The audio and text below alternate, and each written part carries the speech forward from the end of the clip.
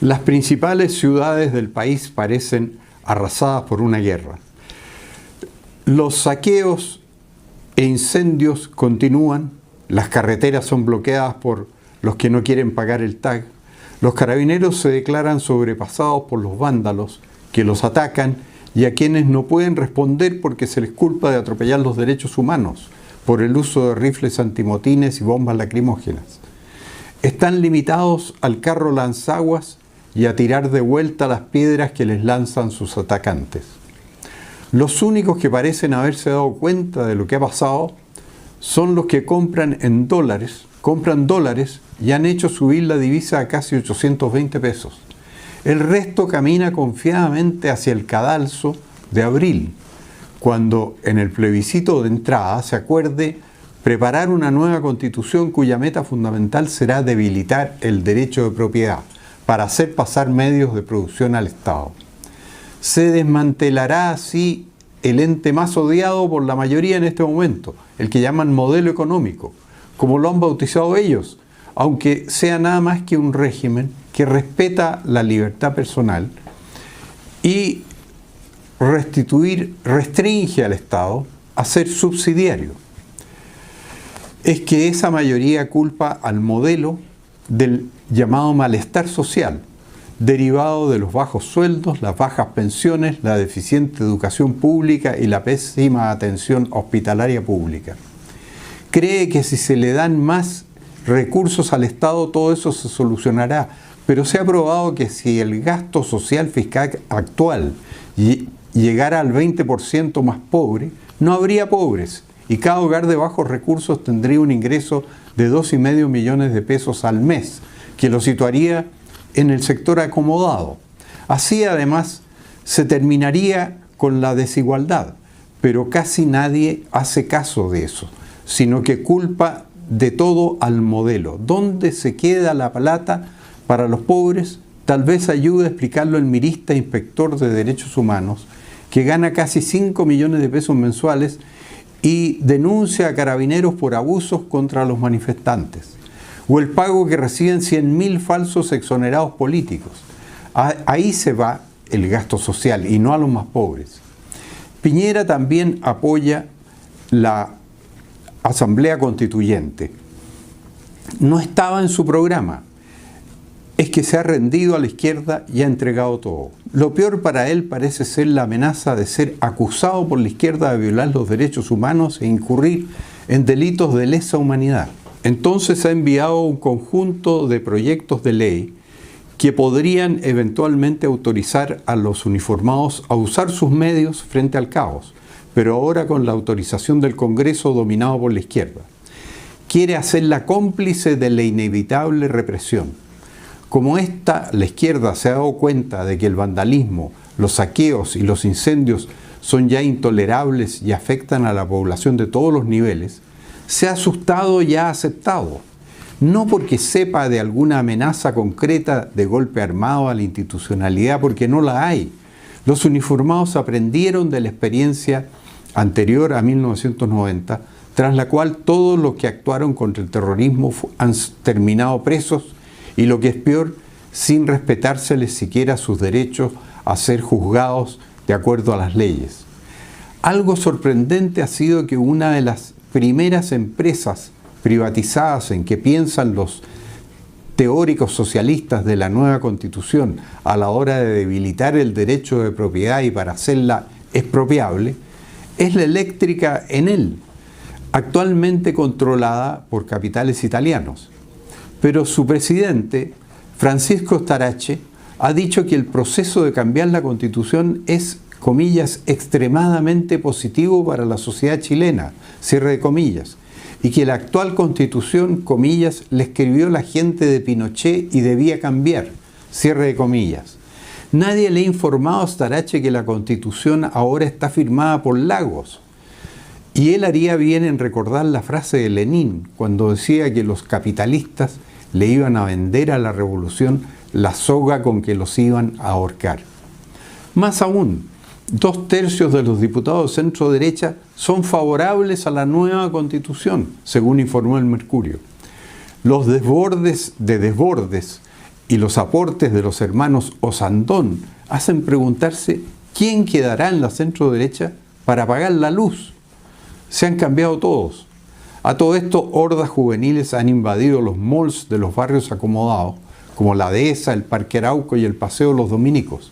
Con extintores en la mano, recorrieron los pasillos mientras las tiendas bajaban apresuradamente las cortinas. No hubo saqueos ni incendios, aunque sí malos tratos a algunas personas. Fue una primera visita de inspección.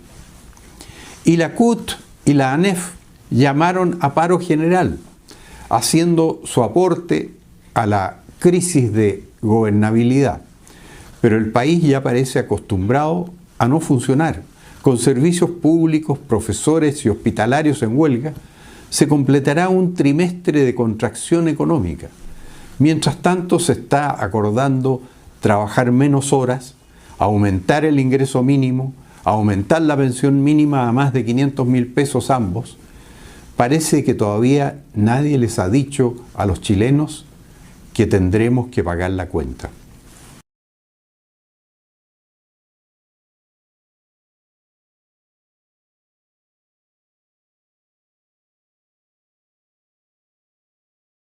Ha prosperado una acusación constitucional en la Cámara contra el ex ministro del Interior por exceso en la represión, o sea, como si él hubiera mantenido a la gente a la fuerza, abusando de sus atribuciones, violando sus derechos humanos, para que la gente no pudiera hacer nada. Y yo creo que lo que ha pasado es que la gente ha hecho de todo.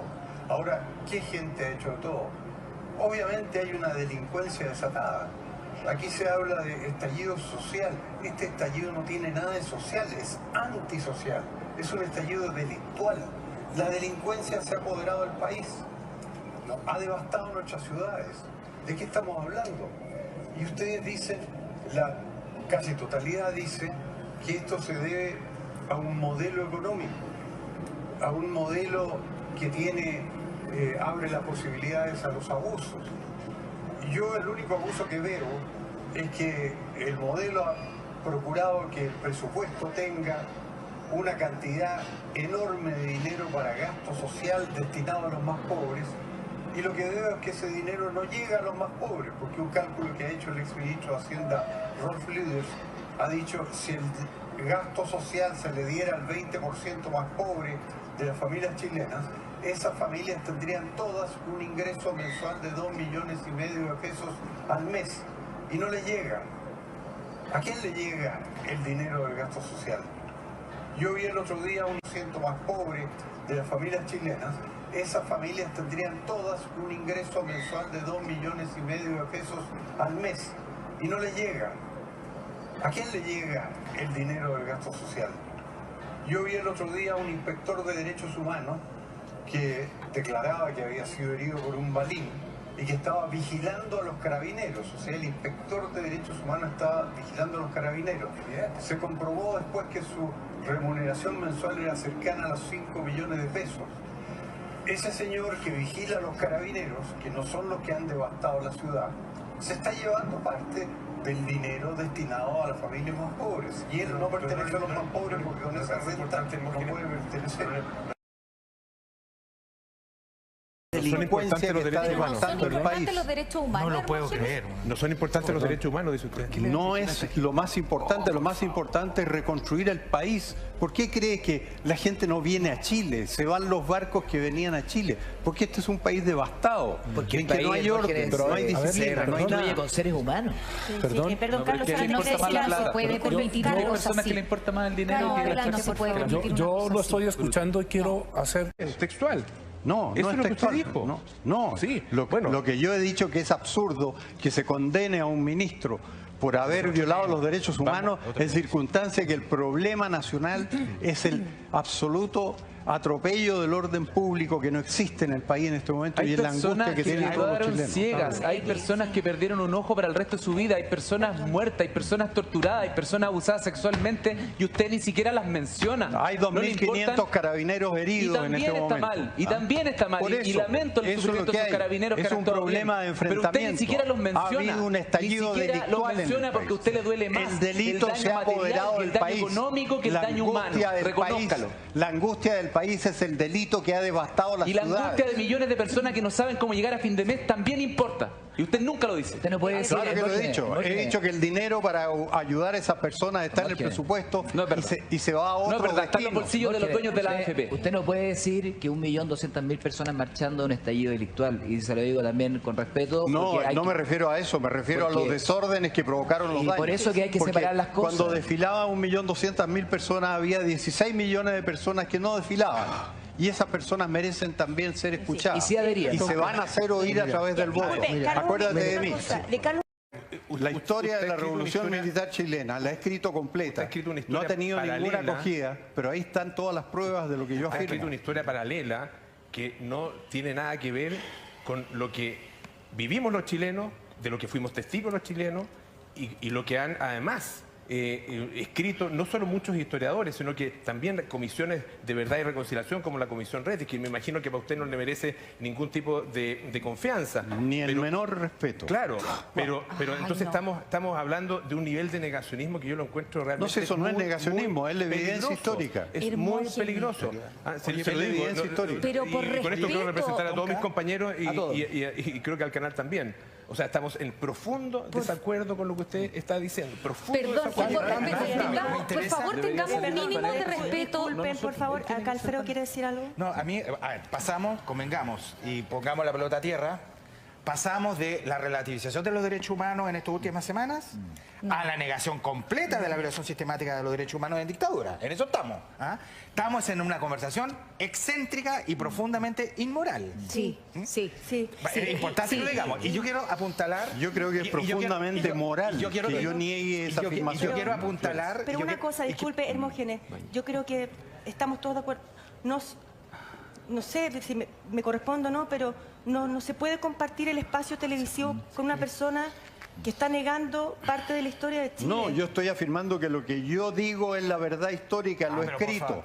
Y si les molesta que yo esté aquí porque diciendo, me voy. Oye, ningún problema. Hermógenes, amigos de Carlos Minami míos.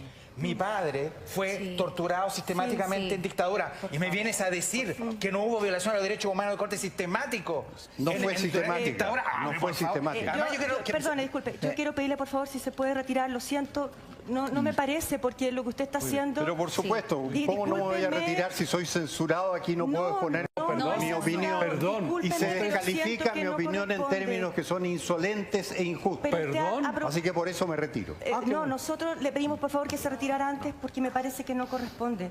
Discúlpeme, lo siento. Tonka, perdón. Sí, Alfredo, discúlpeme si he cometido un exabrupto a nivel canal, pero creo que esto es muy doloroso para Chile. Yo no viví la dictadura como ustedes, pero es parte de la historia del país. Tonka. No podemos permitir que se niegue nuestra historia. Tenemos que hacerla viva día a día porque no queremos caer en los errores del pasado.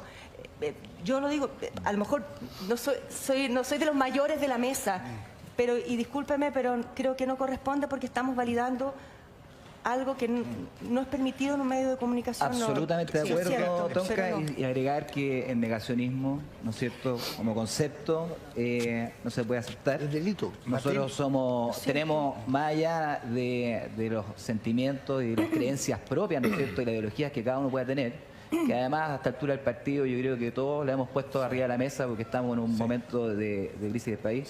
Hay cosas que son inaceptables y cuando las cosas son inaceptables hay que asumirlas. Y tenemos una responsabilidad. Y ¿sabes qué? Y aquí lo hago y yo me sumo absolutamente y yo creo que una decisión correcta. ¿Sabe por qué? Por nuestros hijos. Por nuestros hijos. Porque yo no voy a aceptar que nuestros hijos vuelvan a cometer los errores que se cometieron en este país. Martín. Nunca.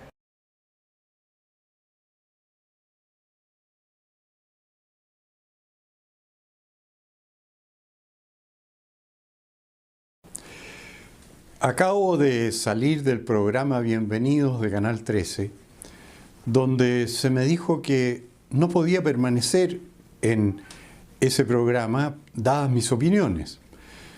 Y mis opiniones son las que he sostenido siempre, las que he sostenido en los libros que he escrito, especialmente en los dos últimos, que son La historia de la Revolución Militar Chilena y Miserias de morales de la chilenidad actual. Y cada vez que he podido, las he expuesto también en mis publicaciones de mi blog y en las grabaciones de mi blog que se suben a YouTube. Así que han sido mis opiniones de siempre. Lo que sucede es que el Canal 13 nunca acoge opiniones como las mías. Entonces, cuando me convidaron esta vez, que consideré bastante extraordinario que lo hicieran, y empezaron a oír lo que yo opinaba, estimaron que yo no podía seguir en su programa, porque ellos han adoptado una línea dogmática en que consideran que los dichos divergentes de esa línea, en que participan todos, porque son aparentemente pluralistas, pero todos opinan igual, ellos estiman que son opiniones inadmisibles. Bueno, ¿a qué se reducen mis opiniones inadmisibles? A que yo hice ver que era una gran contradicción del haber condenado ayer en la Cámara de Diputados al ministro Chadwick por violación de derechos humanos en el ejercicio de su cargo y al mismo tiempo tener una protesta ciudadana gigantesca que le pide al gobierno que restablezca el orden público. Entonces, si Chadwick violó los derechos humanos y no restableció el orden público, quiere decir que vivió en el peor de los dos mundos. Obviamente yo creo que Chadwick no violó los derechos humanos y tampoco fue capaz de tomar medidas para establecer un orden público. Pero de ahí los panelistas del canal, que eran casi toda gente de izquierda, sacaron la conclusión de que yo estaba en contra de los derechos humanos, o sea que era un partidario de la violación de los derechos humanos, conclusión que no puede desprenderse de mis opiniones. Ahora, lo que llevó las cosas al límite fue que yo sostuve, como he sostenido siempre en mis libros, en mis escritos, todas mis opiniones, de que en el gobierno militar no hubo violación sistemática de los derechos humanos. Al contrario, yo siempre he sostenido que el gobierno militar, en su declaración de principios, eso lo puede ver cualquiera, en cualquier texto en que está la declaración de principios, manifiesta su vocación de defender los derechos humanos y que hizo lo posible por atenerse a ese principio, mandando instrucciones la Junta de Gobierno, el presidente de la Junta, a todas las reparticiones en el sentido de que debían respetarse los derechos de las personas. Ahora la izquierda ha construido una leyenda alrededor de que ese gobierno violó sistemáticamente los derechos humanos y eso no es verdad. Lo que sucedió es que el gobierno tenía un movimiento guerrillero y una amenaza constante de subversión interna financiada por la segunda potencia mundial, que era la Unión Soviética, y por otros países generosamente, como el caso de Alemania Oriental, lo que consta en el libro Stasi de John Keller y en muchos otros documentos, para alimentar una guerrilla en Chile parecida a la que tenemos hoy, y contra la cual el gobierno aparece inerme. Y esa subversión es la que ha devastado el país, que parece un país del Medio Oriente, como Siria o Líbano, consumido por la guerrilla, siendo que lo que sucede es que el gobierno no ha sido capaz de mantener el orden público. Y entonces, al hacer bello esta contradicción entre ellos que condenan a Chadwick por excederse y por violar los derechos humanos, con la realidad de que no se ha restablecido en absoluto el orden público, estallaron todos estos diferendos en el programa. Además, les molestó mucho que yo hubiera dicho que aquí no estábamos en presencia de un estallido social, sino de un estallido antisocial, delictual, que es lo que a mi juicio ha habido. El estallido no ha sido por razones socioeconómicas, ha sido porque la delincuencia se ha apoderado del país y no ha sido suficientemente reprimida. Y eso es evidente, y tanto es así que la opinión pública lo que pide en las calles es orden público, que haya más presencia policial, que la destrucción, los incendios y los saqueos se terminen. Eso es lo que pide la gente. Y yo creo que en ese sentido he interpretado a la opinión pública. Ahora, otro punto que no alcancé a hacer ver en el programa, debido a que se me pidió que hiciera abandono de él, yo me aprestaba a hacer lo mismo cuando me habían dicho que mis opiniones eran inaceptables, es que curiosamente en el país el único lugar que ha sido respetado por los vándalos, saqueadores, incendiarios, han sido las viviendas particulares. ¿Y por qué? Por una cosa muy sugerente. Porque en las viviendas particulares los dueños de casa tienen armas de fuego y pueden usarlas quedando acogidos a la legítima defensa.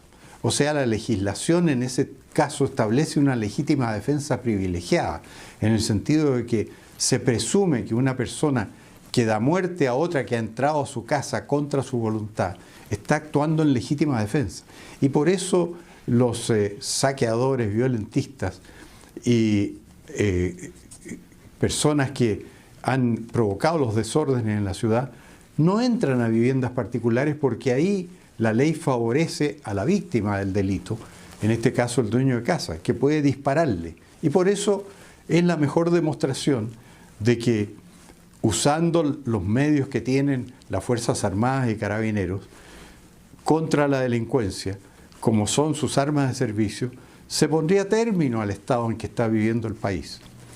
Yo no he hecho otra cosa que razonar sobre estas bases, y eso es lo que ha provocado que resulte inaceptable para el programa Bienvenidos de Canal 13 que yo exponga ahí mis opiniones, pero son las que he mantenido siempre, y hasta estoy arriesgando, como me dijo uno de los panelistas, que podría ir a prisión por opinar de esa manera. Sería una cosa lamentable que en Chile, por el ejercicio de la libertad de expresión y de opinión, uno tuviera que ir a la cárcel, y espero que no sea así.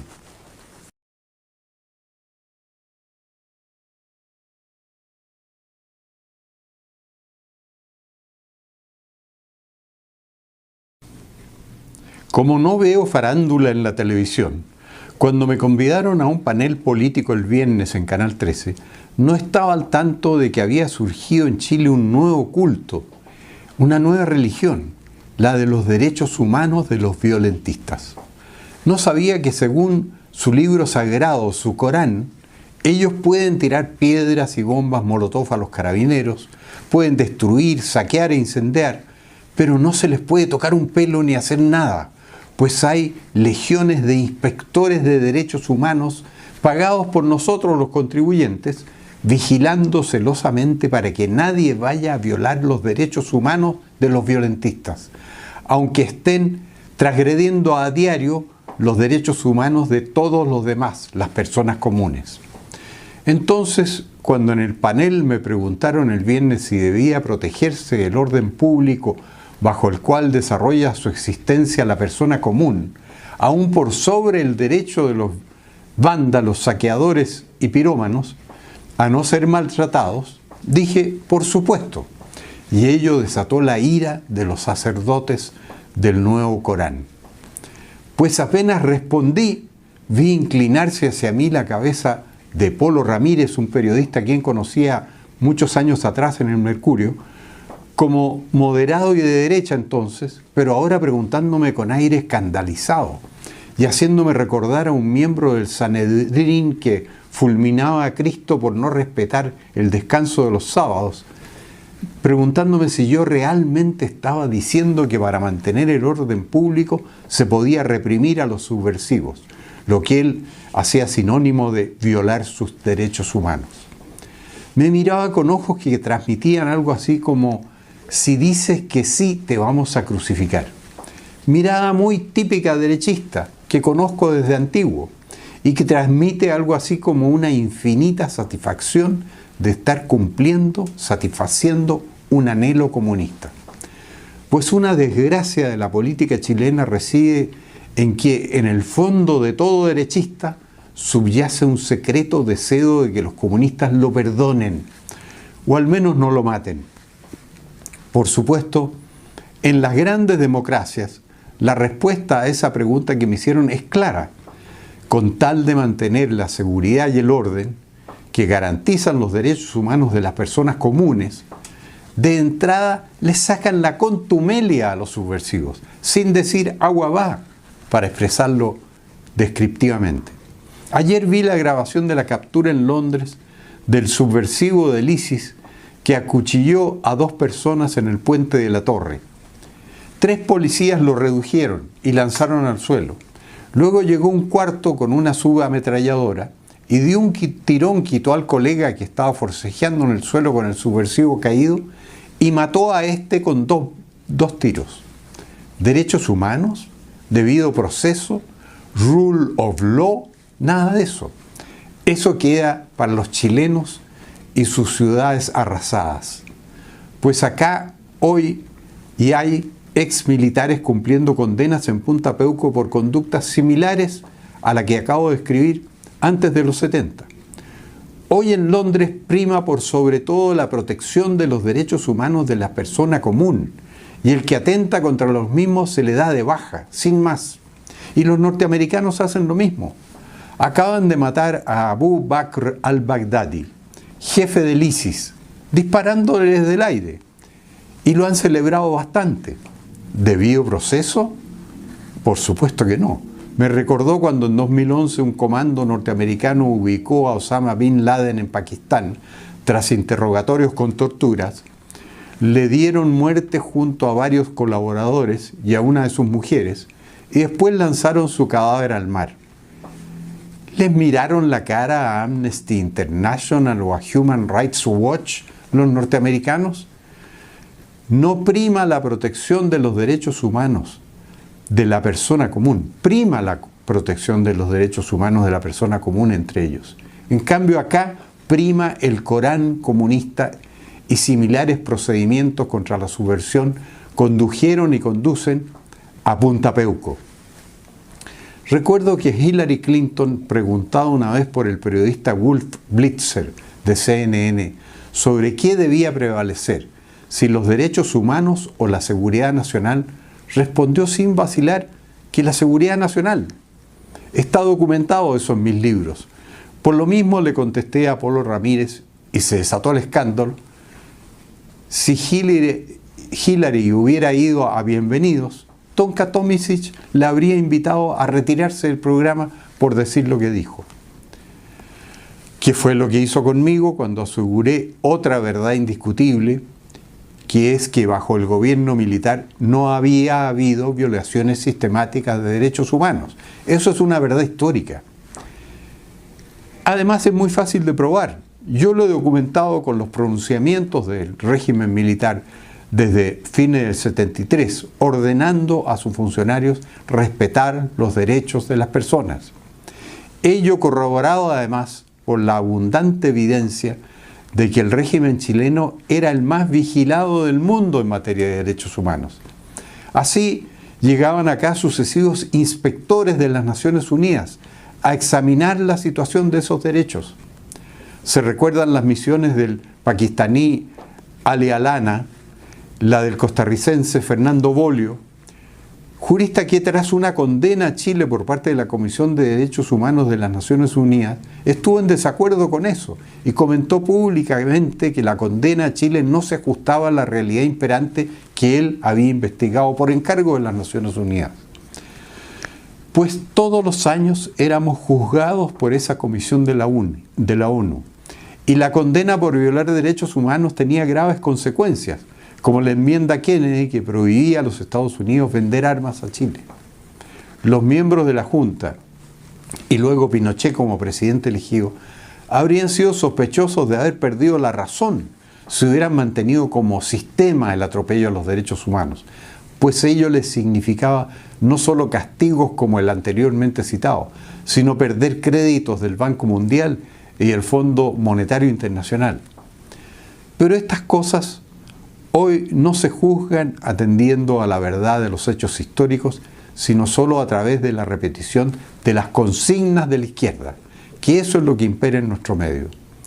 A mí casi me divierte otra acusación, la de torturas, gran favorita para fulminar al gobierno militar, en circunstancias que el 23 de enero de 1972, bajo el gobierno de Salvador Allende, el Mercurio informaba a toda página en esa fecha, que el presidente de la Juventud del Partido Nacional, Juan Luis Sosa, relataba in extenso sus torturas por aplicación de electricidad en el cuartel de investigaciones de Rancagua y el posterior interrogatorio por parte del subdirector de servicio, el comunista Carlos Toro. Nada de ello fue siquiera contradicho ni desmentido ni por investigaciones ni por el presidente Allende, que mantuvo en su cargo a Toro, por supuesto, lo ratificó tras haber sido denunciado por torturar. No en vano, una de las razones del acuerdo de la Cámara llamando a las Fuerzas Armadas a deponer a Allende era que su régimen aplicaba torturas y flagelaciones a opositores. Poco antes de Osa, el director del diario El Cóndor de Santa Cruz, Maximiano Errázuriz, había sido torturado por detectives miristas, pero después de 1990 las torturas han sido hechas aparecer como una invención de la Junta. Con razón, el senador Navarro anuncia una ley Hermógenes, como la llama, para condenar a presidio hasta 5 años a quien niegue que las violaciones de los derechos humanos durante el gobierno militar fueron sistemáticas, cuando la historia señala precisamente que no fueron sistemáticas. Ya hay un proyecto similar en el Congreso, bautizado como el de cárcel para los historiadores. Es sabido que la verdad es una de las primeras víctimas de las constituciones bolivarianas, como la que las encuestas predicen que se consagrará por mayoría en este devastado Chile a partir del plebiscito de abril próximo.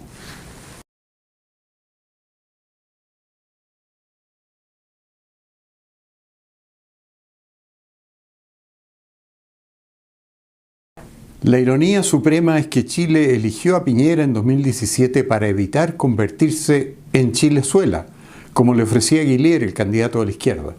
Un porcentaje del electorado que es de mayoría izquierdista en Chile, en 2017 se cambió a la derecha ante la visión de la escasez y la falta de democracia en Venezuela. Pero en estos días hemos visto que ahora Piñera encabeza la conversión de la otrora joya más preciada de la corona latinoamericana, que era Chile, precisamente en Chilezuela, al iniciar el tránsito hacia una asamblea constituyente que sabidamente fue allá el preámbulo de la pérdida de la democracia, la libertad y la prosperidad.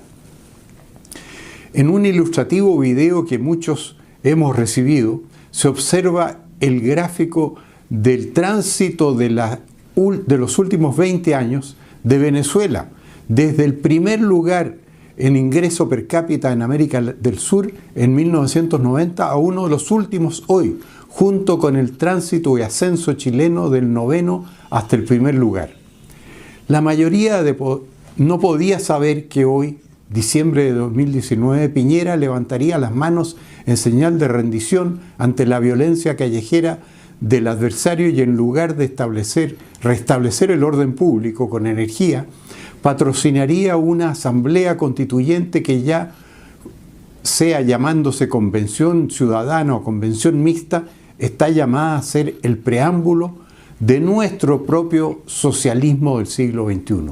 Tanto así que en el acto público de rendición incondicional para llegar al acuerdo con sus adversarios, empleó los términos que estos usan para referirse a la nueva constitución chavista, que se supone surgirá de la Asamblea Constituyente.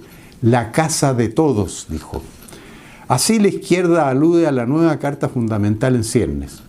Esta es la culminación de un proceso que Gilbert Keith Chesterton describía como la tarea de enseñarles a las personas a llamar derechos a sus aspiraciones personales y abusos a los derechos de los demás, la cual culmina con la muerte de la sociedad libre. Los 2 últimos años del gobierno de Piñera van a servir precisamente para darle un marco constitucional a la pérdida de nuestra democracia y de nuestra libertad. Esto lo entiende bien el propio Piñera, pues si donde está tu dinero está tu corazón, según dice el refrán, de acuerdo con la denuncia del senador independiente Bianchi, el Family Office Piñera Morel habría destinado parte de su patrimonio a invertir en la Bolsa de Colombia en estos meses. Esto querría decir que hasta en los más altos círculos del poder nacional se ve con pesimismo el futuro económico del país. Yo no sé por qué el senador Bianchi expresó tamaña alarma y sorpresa, cuando fue público y notorio que ya también en 2010 el entonces presidente Piñera, en su primer mandato, invirtió en el exterior en paraísos fiscales casi las 3/4 partes de su patrimonio, tras poner a nombre de sociedades de sus hijos y nietos los dineros provenientes de la venta de sus acciones de LAN. Lo decidor era que precisamente en ese tiempo su gobierno alzaba los impuestos a los contribuyentes que seguíamos con nuestro patrimonio acá. Lamentablemente, las encuestas ahora señalan que entre el 73 y el 90%, según la encuesta, de la opinión pública se manifiesta dispuesto a votar en abril porque haya otra constitución, mientras solo entre el 6 y el 10% sería partidario de votar no y conservar la actual en el plebiscito de entrada. Si vence el sí, los 2 años siguientes serán de extrema incertidumbre, pues habrá una hoja en blanco en la cual nadie podrá predecir lo que se va a escribir. Por lo tanto, el derecho de propiedad será completamente incierto y débil. Esto es lo mismo que decir que nadie o muy pocos van a invertir en un país bajo esas condiciones, y en el cual, por añadidura, no hay capacidad para garantizar siquiera la propiedad y el orden público frente a los atropellos de la violencia extremista. En otras palabras, la crisis a la cual hemos entrado con la consiguiente recesión económica se va a prolongar todo el desempeño de 2 años de la Asamblea Constituyente, paso previo a convertirnos en la Chilezuela de la escasez, la inflación y el éxodo hacia países civilizados, como lo era Chile cuando todavía se le consideraba un oasis de estabilidad y se creía que tenía un gobierno que no existía. No me siento personalmente responsable del desastre actual, porque no voté por Piñera y siempre procuré influir para que no fuera siquiera candidato. Pero fui desoído. En todo caso, ha sido una buena ocasión para quienes me insistían en que votar por él era el mal menor. Y yo sostenía siempre que era el mal mayor y que nos iba a convertir en otra Venezuela. Ahora se está probando que tenía razón, pues nos estamos convirtiendo precisamente en eso, en otra Venezuela, justamente de la mano de Piñera, mientras nosotros nos quedamos con nuestra plata acá y él se la lleva a un lugar más seguro. Todavía es tiempo de decir que no en abril, pero si hasta los principales medios de comunicación y el gobierno y los políticos de derecha se ponen funcionales a la izquierda, como se ha demostrado en estos días en que se censura a las voces que claman por algo tan mínimo como restablecer la ley y el orden en las calles, el futuro de nuestra sociedad libre no puede ser más negro.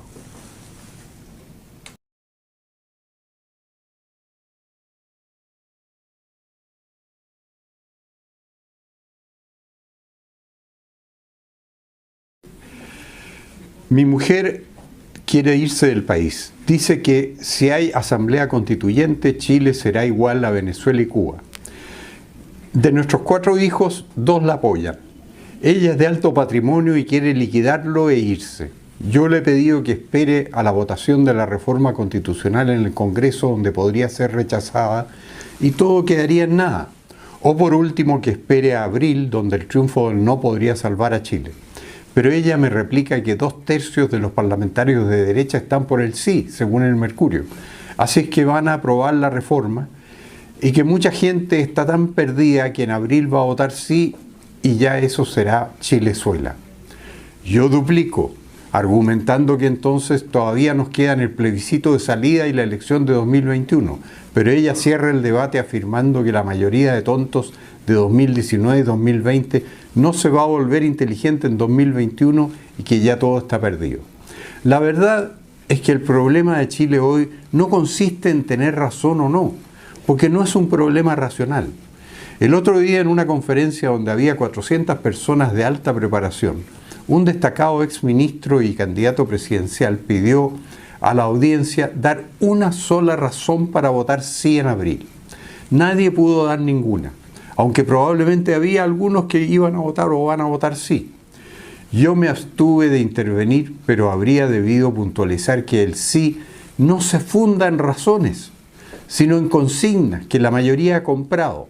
Sueldos más altos, mejores pensiones, más igualdad, menos abuso, mejor salud y educación públicas. La plebe cree que una nueva constitución le va a dar todo eso y parte de la gente ilustrada pero irreflexiva también lo cree. Pero esos son meros eslóganes. El problema de Chile no es la constitución ni el modelo de libertad económico-social.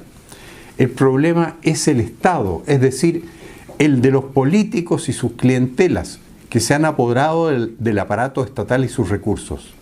En el sector público, el 58,6% de los sueldos son de más de 1 millón de pesos, mientras en el privado la cifra es 19%.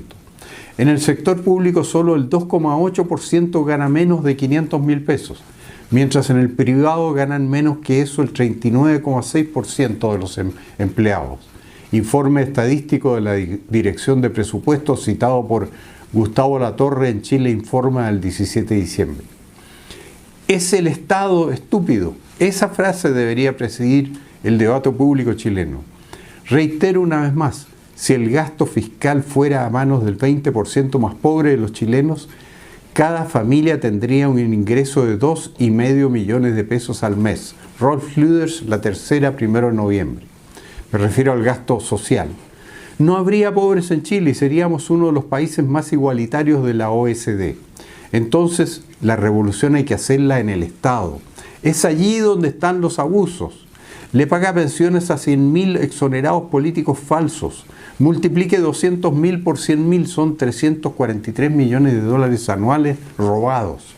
El gobierno de Piñera le da 2.000 millones de pesos de subsidio al montaje comunista socialista bautizado como Museo de la Memoria, donde acaban de agregar la Sala Frey, justo en los días en que se ha revelado que los informes sobre envenenamiento eran falsos. Los falsos torturados de la Comisión Walech son 30.000 que cobran pensiones. Y todos los que medran de la Comisión Rettig y además de pensiones tienen educación y salud gratuitas. No en vano el gasto público en salud se ha multiplicado 12 veces entre 1990 y 2016 y el gasto en educación 10 veces. En Nancheire, La Tercera de hoy, hablamos de cifras descontadas de la inflación. Y dicen que la mala salud y mala educación pública son culpa del modelo. Si son culpa de los políticos y del Estado, de cuyas ubres ellos y sus operadores y clientes maman sin cesar. Le digo a mi mujer que esa es la revolución que vamos a hacer en Chile, la de convertir al Estado en algo que sirva a los chilenos comunes y no a los políticos y sus clientelas. Y ella me contesta que nadie se atreve contra la Bárbara Figueroa, el doctor Maturana o Mario Aguilar, el dirigente de los profesores rojos, que anda con un ojo tapado en estos días. Que está todo hecho para que los revolucionarios ataquen a la fuerza pública, destruyan, incendien y saqueen y que cualquier reacción para detenerlos constituya violación de derechos humanos. Que esto ya no tiene vuelta, dice ella, y que yo no sé ingenuo. Un experto en movimiento de capitales que hemos consultado nos ha dicho que el gran número de familias que está tomando la misma decisión de ella lo ha sorprendido, porque no se lo esperaba. El Centro de Estudios Públicos podría hacer una encuesta preguntando: ¿en qué cree más usted? ¿En que Chile será como Venezuela y Cuba? ¿O en que triunfará acá la revolución que reducirá el Estado y con sus recursos hoy malgastados les dará mayor libertad, igualdad y prosperidad a los chilenos? De su resultado podría depender que mi mujer se vaya o no del país.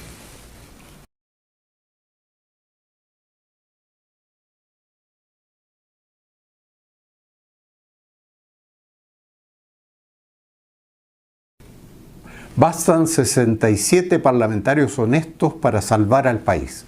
Defino como honestos a los que respetan la ley. Pues Chile no puede permitirse 2 años de la incertidumbre derivada del llamado proceso constituyente.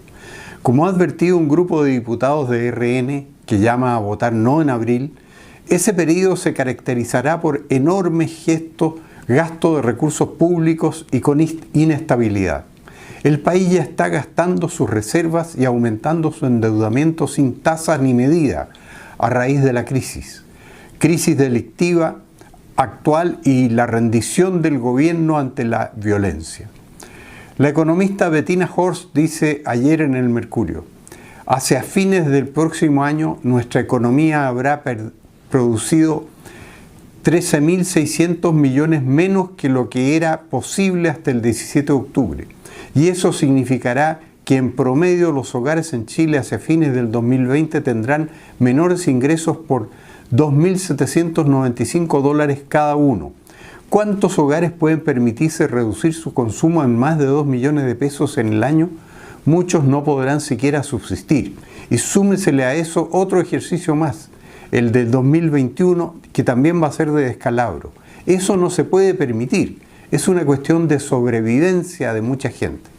Pues bien, bastará que haya 67 parlamentarios patriotas y respetuosos de la ley para evitarlo.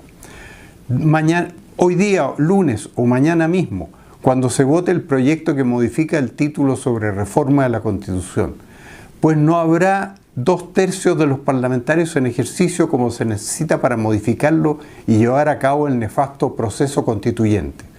Si no hay esos 2/3 no habrá cambio y queda incólume la Constitución actual que le ha dado a Chile los mejores años de su vida política, económica y social. El economista Carlos Williamson escribió en La Tercera de ayer: no hay en la historia de Chile un periodo de prosperidad similar a 1973-2013, en que el ingreso per cápita se multiplicó por 4, ni tampoco un periodo de mayor parálisis económica en los mismos 40 años como fue 1933-73, con crecimiento de 0,5 veces el mismo indicador. Bastan 67 parlamentarios para salvarnos de 2 annus horribilis, como habrá si el proceso constituyente prosigue, más la incertidumbre que se genera. Pues si 52 diputados y 15 senadores votan mañana o esta semana contra la reforma, no habrá proceso constituyente y seguirá incólume la Carta Fundamental firmada por Ricardo Lagos y todo su gabinete en 2005, tras ser ratificada en 2 sucesivos plebiscitos, el del año 80 y el 89, y por el Congreso Pleno en 2005 con 150 votos a favor y solo 3 en contra y 1 abstención. Pues los parlamentarios honestos respetarán el artículo 32 de la Ley de Partidos Políticos, según el cual las colectividades no pueden darles órdenes de partido acerca de cómo votar. Por lo tanto, votarán en conciencia. Y por lo tanto, el acuerdo por la paz y una nueva constitución, suscrito tras la rendición del gobierno ante la violencia, y que fuera firmado por las directivas de los partidos de gobierno y casi todos los de la oposición, debió partir de la base de que se suscriba sometido al respeto de la ley. Y la ley permite a los parlamentarios votar según su conciencia. Si parte de la base de que se iba a imponer la orden de partido, era nulo por ser contrario a la ley. Pero además, ese acuerdo fue nulo por otro concepto. Se obtuvo por la fuerza. Los vicios del consentimiento, según el Código Civil, son el error, la fuerza y el dolo. En este caso, el impotente gobierno de Chile Vamos, incapaz siquiera de mantener el orden público, debió firmar amenazado por los autores, cómplices y encubridores de la violencia desatada sobre el territorio.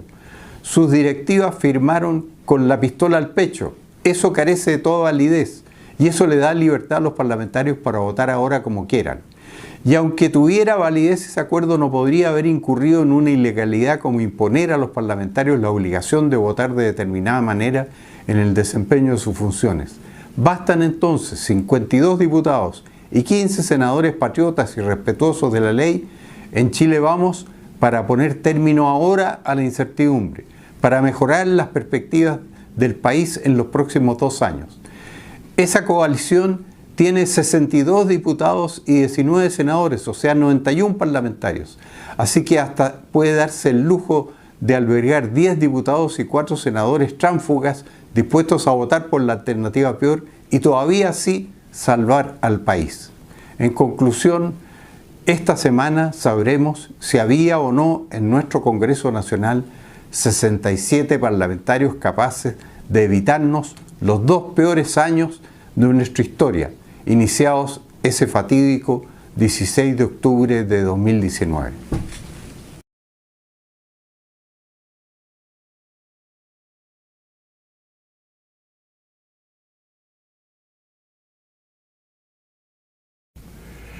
La derecha tiene 19 senadores. Bastan 15 para terminar con la incertidumbre constitucional, para mantener la Constitución de 1980, para ahorrarle al país 2 años horribles, annus horribilis, de incertidumbre, de la hoja en blanco en que no se sabe lo que se va a escribir. La derecha tiene 19 senadores y bastan 15 para garantizar la estabilidad institucional. Y sin embargo, ayer en la Cámara, habiendo demás diputados de derecha para hacer lo mismo, o sea, mantener el texto de la Constitución, tenían los votos de más para conseguirlo. 72 votos. 0. El único que votó correctamente fue Ignacio Urrutia, a estas alturas un héroe nacional en la defensa de la estabilidad de la patria. Ignacio Urrutia les dijo de todo a la derecha cobarde, al gobierno impotente. Dijo que la única manera de salvar la situación era votando a favor de mantener la Constitución, o sea, no al proyecto que quiere reemplazarla y que nos va a sumir en la incertidumbre. Pues bien, la sorpresa fue que el único voto de derecha que hubo contra la derogación de la Constitución fue el de Ignacio Urrutia. Y otra sorpresa mayor, que hubo otros 18 votos en el mismo sentido, pero de los comunistas y del Frente Amplio. Nadie me podrá explicar por qué los comunistas y el Frente Amplio están por mantener la Constitución de 1980, pero lo hicieron. No sé los motivos que tuvieron, pero le hicieron un intento de servicio a la patria que se frustró porque se necesitaban 67 votos y se reunieron solo 18. Ahora en el Senado se necesitan solo 15 votos. La derecha tiene 19 senadores. Pueden perfectamente terminar con la incertidumbre en el país. Pueden ahorrarle a Chile 2 años horribles de incertidumbre, de debates inútiles, y sin embargo, a la hora de los que hubo, ¿qué pasa con la derecha piñerista? Que deserta de su función de hacer al país gobernable, pacífico, estable, a donde quieran llegar las inversiones porque saben que hay derecho de propiedad, porque saben que hay democracia, porque saben que hay libertad como la ha habido en estos últimos 30 años. Y sin embargo, a la hora de los que hubo, los votos de la derecha no llegan. Yo les pido encarecidamente a los senadores que tengan en cuenta que ellos por ley no pueden recibir órdenes de partido, porque las órdenes de partido están prohibidas por la Ley Orgánica Constitucional de Partidos Políticos. No puede la directiva obligarlos a cometer una traición a la patria como sería persistir en esta tarea de derogar la Constitución de 1980. La Constitución de 1980 se puede mantener si 15 de los 19 senadores de derecha votan por mantenerla. Esos senadores están, esos senadores tienen conciencia, tienen buena formación, han sido elegidos al amparo de la Constitución de 1980, han visto prosperar al país al amparo de la misma Constitución. Su obligación hoy día es mantenerla y basta que voten en ese sentido para que ella sea mantenida y se termine la incertidumbre en Chile. De ellos solamente depende.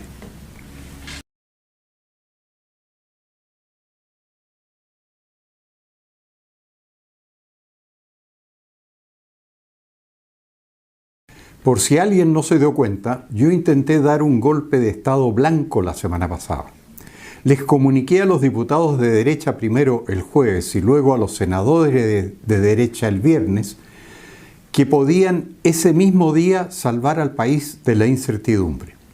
Pues el acuerdo por la paz y una nueva constitución, o lo que es lo mismo, la rendición incondicional del gobierno y la derecha a la izquierda, implican que, como lo dije en mi blog del 3 de noviembre, Chile CJ.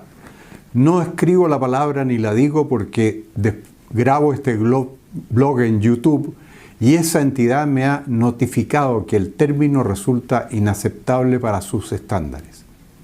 Me explico. Tanto los diputados como los senadores de derecha tenían la posibilidad cierta de terminar la chacota y con más del tercio de los parlamentarios de que disponen reafirmar la vigencia de la Constitución indefinidamente, el mismo jueves o viernes, y por lo tanto asegurar el futuro institucional, que es lo importante. Se terminaba ahí mismo la incertidumbre que ahora tiene paralizado y liquidado al país. Ya los desórdenes públicos iban a ir disminuyendo, anunciando que Piñera podría terminar su mandato desprestigiado y todo y en medio de la desorientación máxima que lo caracteriza hoy, pero por lo menos no gobernando según el programa del Foro de Sao Paulo y los dictados de Maduro, como lo está haciendo ahora. Y entonces, en 2021, José Antonio Kast habría tenido el triunfo asegurado por los votos de una mayoría silenciosa, ya agotada por el caos y deseosa de ver de nuevo imperar el orden y el progreso que nos legaran Pinochet y la Junta. En cambio, como mi golpe blanco no resultó, hoy reina el pesimismo entre la gente que importa, que es la que entiende algo, y ni siquiera sabemos si va a haber elecciones limpias en 2021 o nos va a estar gobernando una asamblea constituyente como la de Maduro. Es verdad que lo que yo pedía a los parlamentarios de derecha era efectivamente dar un verdadero golpe político, porque implicaba desconocer el ilegal acuerdo del 15 de noviembre adoptado entre las directivas de los partidos. Es decir, les pedía provocar un terremoto político, pero estrictamente sujeto a la legalidad, la cual prohíbe a las directivas dar órdenes a los diputados y senadores acerca de cómo votar, y además tratándose de un acuerdo viciado por la fuerza ilegal representada por la alianza del izquierdismo extremo, el lumpen, la delincuencia y los narcos, que destruyó, saqueó e incendió el país, todo lo cual vició a través de la fuerza del miedo el consentimiento de la derecha. Como se aprendía en primer año de Derecho, cuando los estudiantes iban a clases, los vicios del consentimiento de la voluntad son el error, la fuerza y el dolo. Nótese de paso que implícitamente el acuerdo del 15 de noviembre reconoció de manera oficial y pública que la izquierda política era coautora o por lo menos cómplice de la violencia destructiva, pues se comprometía a terminar con ella a cambio de la rendición de la derecha. Es decir, la izquierda confesó que controla la violencia ilícita. Fue evidentemente toda una extorsión mafiosa que obtuvo a costa de la derecha. Ello ponía de manifiesto la nulidad jurídica del acuerdo por existir ese vicio del consentimiento, la fuerza. Pero para darle el golpe legal y borrar de un plumazo la perspectiva de los 2 años de incertidumbre institucional que hoy nos esperan y que arruinarán al país, y para haber restablecido la normalidad institucional desde el mismo jueves o viernes pasado, se habría requerido de un equipo parlamentario como el que el 22 de agosto de 1973 forjó una mayoría de 87 votos para pedir a las Fuerzas Armadas poner término a la situación entonces existente y al gobierno de Allende. Esa falange parlamentaria que habría necesitado esta vez solo 67 votos de diputados o 15 de senadores para restablecer el Estado de Derecho desde ya, hoy simplemente no existe. Los Kerensky, desde luego, han vuelto a su papel histórico de hacer posible lo que pretenden los comunistas. Y el propio contingente de la derecha se encuentra debilitado por las deserciones y desfallecimientos de los Desbordes, los Osandón, los Jaime Belolio y el propio senador Alamán, que dijo que votará sí a la nueva Constitución en abril, según ha declarado. De hecho, ya no quedaba entonces ningún veterano del 73 para volver a salvar al país y evitarnos los 2 sucesivos annus horribiles de incertidumbre 2020 y 2021. De hecho, solo se atrevieron a intentarlo dos héroes parlamentarios de nuestro tiempo, Ignacio Urrutia en la Cámara y Kenneth Pugh en el Senado, que votaron contra la derogación de la Carta de 1980, carta que por lo demás fue ratificada popularmente en 1989 y parlamentariamente en 2005. El 89% que hoy apoya la locura de la Asamblea Constituyente, según la encuesta COES, citada por el Wall Street Journal, el Mercurio del 20 de diciembre, parece muy difícil de revertir, sobre todo si entre los propios parlamentarios de derecha la preferencia por el sí en abril predomina 60-40, según el Mercurio de ayer. Quise, pero no pude. Si bien, como decía Fidel, con menos fundamento que yo, confío en que la historia me absolverá.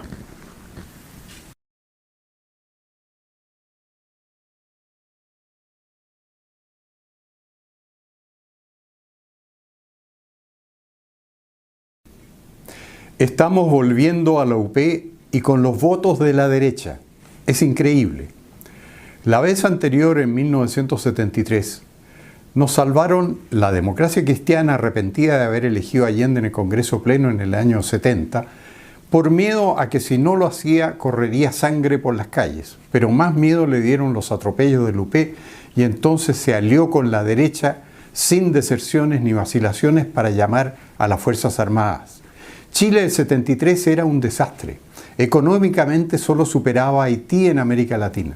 El modelo de sociedad libre que se forjó a partir de ese año nos elevó a la cabeza de América Latina en los años 90. Hoy ese modelo está en demolición, en medio de la proclamación del mayor número de imbecilidades que se ha oído en la historia del país. Pues culpan al modelo cuando bastaría redistribuir el dinero fiscal que se lleva a la burocracia marxista para que no hubiera pobres en Chile y disminuyera la desigualdad.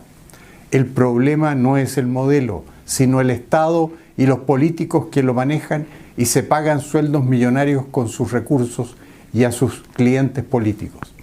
Y así Chile vuelve al marxismo en medio de la violencia, de la ignorancia y del miedo. Escalona y Heraldo Muñoz amenazan con que si no se aprueba una nueva constitución, rebrotará la violencia. Toda una confesión de parte. Entonces, con los votos a favor y la complicidad de la derecha cobarde y del gobierno timorato que denunció el diputado Ignacio Urrutia, el jueves pasado la Cámara, al fundar el único voto de derecha en contra de la derogación de la Constitución, hemos emprendido el retorno a la unidad popular. Increíble. El discurso de Urrutia dura 4 minutos, deberían verlo y oírlo todos los chilenos en YouTube y debería reproducirse en las escuelas. Al día siguiente, viernes, en el Senado todavía se podía salvar la Constitución, pero un solo senador de derecha, Kenneth Pugh, votó en contra de su derogación. Todos los demás que podrían haberla salvado desertaron. La derecha está deshecha y dividida, que es lo que le sucede cuando parte de ella arranca hacia la izquierda. Recuérdese 1965. Esta vez siempre supe desde un principio que Piñera la iba a liquidar de nuevo, pero nadie me hizo caso. Pues ese personaje siempre ha sido servir al marxismo y ahora encabeza la marcha hacia la Asamblea Constituyente, como él mismo lo dijo, a lo Maduro, siendo que en 2017 fue elegido por una mayoría que se formó precisamente para evitar una asamblea constituyente como la de Maduro. Encabeza él ahora el suicidio de nuestra democracia. Piñera está en pánico, se ha rendido y no se atreve a enfrentar a la subversión ni al vandalismo. Su gobierno incluso les paga a los que lo acusan de violar los derechos humanos, los exmiristas del Instituto de Derechos Humanos, que ganan casi 5 millones de pesos mensuales y se dedican a vigilar a los carabineros para que no abusen de los vándalos, cuando el principal problema nacional es la destrucción provocada por estos. La fuerza pública hoy tiene las manos amarradas y se las amarra el gobierno. Siempre me opuse a Piñera, pero muchos derechistas me decían que era un mal menor. Yo les replicaba que era un mal mayor y hoy se está comprobando eso, cuando el país ha sido demolido y marcha al marxismo encabezado por él. La derecha misma es una vergüenza. He aquí las opiniones del diputado de la UDI, Guillermo Ramírez, en la segunda del lunes 23. Comillas, reconozco que se violaron sistemáticamente los derechos humanos en el régimen de Pinochet y eso siempre voy a condenarlo. Cierre de comillas. Compró entera la mentira propalada por el marxismo. Y preguntado por la forma en que echaron a Hermógenes Pérez de Arce del matinal de Canal 13, Bienvenido, respondió: si alguien que justifica los campos de concentración soviéticos, yo no lo echaría, dejaría que hablara, pero después lo hago pedazos. Y añadió: no lo debieron haber invitado porque él siempre dice lo mismo. Típico exponente de la derecha renunciaria y cobarde de hoy. La democracia cristiana se alió hace tiempo con el marxismo. Piñera siempre fue su compañero de ruta y ahora se ha puesto a su servicio, derogando la Constitución. Para impedir esto, la derecha tenía los votos, pero solo dos, Urrutia y Puig, trataron en vano de evitar la debacle institucional que nos hará entrar en 2 años de incertidumbre, decadencia, retraso y violencia. El norteamericano George Santayana escribió hace años que los pueblos que no aprenden de su historia están condenados a repetirla. Chile y su retorno a la UP son el mejor ejemplo de ello.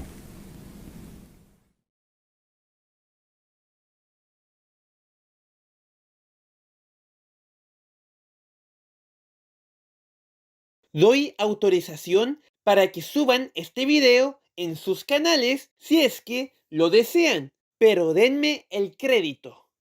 Si te gustó el video, dale me gusta, suscríbete, compártelo, aprieta la campana de notificaciones para saber del nuevo contenido. Y nos vemos a donde nos lleve el río Anduin.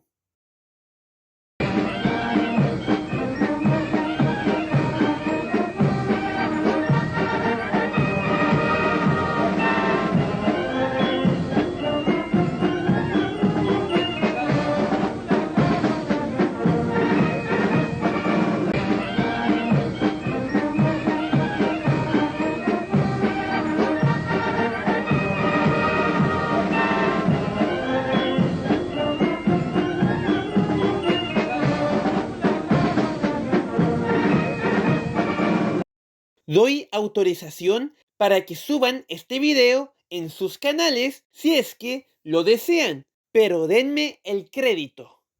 Si te gustó el video, dale me gusta, suscríbete, compártelo, aprieta la campana de notificaciones para saber del nuevo contenido.